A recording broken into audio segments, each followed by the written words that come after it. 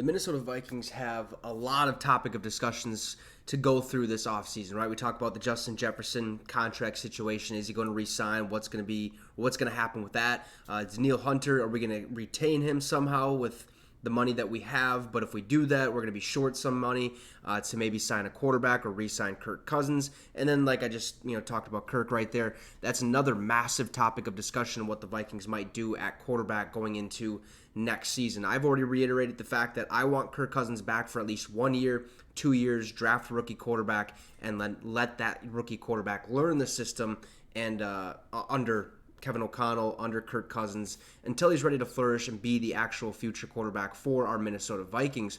But Paul Allen, longtime legendary radio play-by-play analyst for the Minnesota Vikings, basically came out and spoke the hard truth about Kirk Cousins and the Minnesota Vikings and what he believes the Vikings should do moving forward with the quarterback situation, right? So now Kirk Cousins had a great year, at least at the beginning of it, up until week 8. He was balling out, having one of the best seasons of his career, arguably. Who knows what would have happened after week 8 and stuff like that. But then he tears his Achilles against, I do believe it was the Kansas City Chiefs. No, it was week 8. All right, we'll just leave it at that. So he tore his Achilles in week 8, and now we were kind of wondering what's going to be, what's next. Nick Mullins was on the injury reserve. Jaron Hall gets the start. He gets a concussion, blah, blah, blah.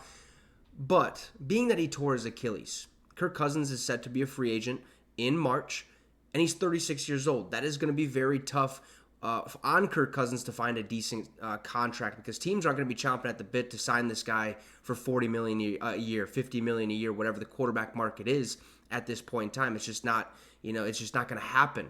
But the fact that he was playing so well before his injury, like I said, it's going to be hard for the teams to ignore the fact that he's going to be 36 years old, coming off a torn Achilles when it comes time for week 1 of the 2023 season, which Kirk Cousins said he's on pace to be ready for OTAs, which is massive news. That means we have a chance to basically bring him back, and he's right into the system, practicing right away, and has no setbacks and doesn't have to wait week by week and stuff like that. But Paul Allen basically asked, how hard can the Minnesota Vikings preach analytics if they re-sign Kirk Cousins? If you don't know, Kwesi Adofo-Mensah is big on analytics and was actually, talking about being more analytical than the previous GM in Rick Spielman, and going from there. So we're going to get right into what Paul Allen had to say and kind of go from there. Before we do that, make sure to subscribe to the channel and drop a like. So when asked when he was hired as Minnesota general manager in 2022, Kwesi Adofo-Mensah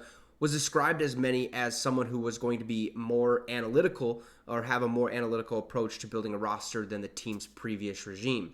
Now, if this is truly the case, then there's at least one person who believes that it doesn't make a ton of sense for the Minnesota Vikings to invest a bunch more money into Kirk Cousins this offseason. During a recent episode of his radio show on KFXN FM, Minnesota Play-by-Play Announcer Paul Allen shared why he doesn't think re-signing Kirk Cousins and the Vikings emphasizing analytics when building their roster are two things that can coexist. All right, so this is what PA had to say. He said, how hard can the Vikings preach analytics if you ship all in on a 36-year-old quarterback coming off a busted Achilles?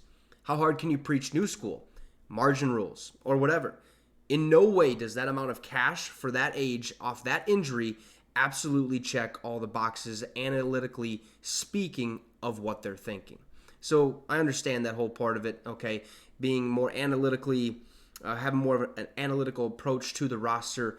You're going to look at these injuries. You're going to look at how old somebody is, how long is his future going to be in Minnesota, what does he bring to the potential future to teach a quarterback and stuff like that. How is it all going to work out? But in terms of cost, re-signing the veteran quarterback, Kirk Cousins, isn't something that is expected to be cheap this offseason. Currently, Spotrac has estimated Cousins' market value at $39.3 million per year. We talked about it earlier, I believe a couple weeks ago, or at least a month ago or something like that, where Kirk Cousins' expected contract was a 2-year, $60 million, $34.5 million guaranteed. So it's right around there. We're basically really spot on with that whole analysis of what the contract might look like for Kirk Cousins, but he's going to be expensive, But if that yearly amount is close to what the quarterback is hoping to land, in his next contract, then that's a deal Minnesota probably isn't going to pursue if they intend to stick to their analytical approach, as Paul Allen pointed out. Okay, now Kwesi Adofo-Mensah also had a previous career as a stock trader, so in terms of making more of an investment in Cousins this year, that might be a bigger risk than what the Vikings general manager is willing to take this offseason.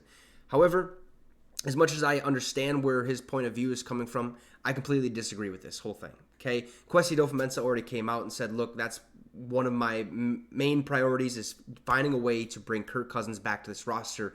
Not only is it going to help the team down the road with how he was, hopefully he can perform like how he was at the beginning of this season, but it's going to make the rest of the team happy, especially Justin Jefferson, who is expected to get a contract extension, and a big piece of that is who's going to be throwing him the ball, okay? And he wants Kirk Cousins, so the Vikings have to find a way to make that happen and sign Kirk, even though it might be a little bit more spendy. I think it helps us down the line in the future where he can, like I said earlier, teach rookie quarterback, show him the ropes, make him learn the scheme, and just be there as a mentor, and then finally hand off the reins when Kirk Cousins is A, finally ready to retire, or B, decides to move on, or the Vikings decide to move on from Kirk Cousins. That would be the best case scenario, at least from my point of view. I'm not a GM. I'm not, a play-by-play. Well, I kind of am a play-by-play announcer if you join the watch parties and stuff. But just looking at the current state of the roster, obviously you sign Justin Jefferson. That's the first thing that gets done. Then you find a way to bring Kirk Cousins back. If there's no way that you guys can come to an agreement, sure, part ways. Do it that way. Draft a quarterback with the 11th overall pick, or trade up and draft a quarterback with whatever pick you end up getting. Okay, that's just the route you have to go. But again, I'll reiterate the fact, signing Kirk Cousins is a must this season for 1 year, at least 1 year. Have to give him 1 year deal. I understand if it's a 1 year deal, it might be fully guaranteed. $30 million, 1 year deal. I think I'd be okay with that. I think Kirk Cousins would be okay with that. If it's a little less than that, we definitely should be okay with that. But Kirk Cousins is going to be expensive, and that's a massive topic of discussion. You guys can let me know your thoughts on this whole approach with Kirk Cousins. What do you guys actually want the Vikings to do? Plain and simple, I've heard from a couple of you guys. Some of you don't want Cousins on the team because it's looking really stale right now. What are the Vikings? It's a what have you done for me lately business. Well, we haven't really done much besides win the NFC North last season and then lay a complete dud this year. So we have to figure that whole situation out. Let me know your thoughts in the comment section down below. Drop a like and subscribe to the channel. It'd be much, much appreciated. Have a great rest of your night, folks, and Skol Vikes.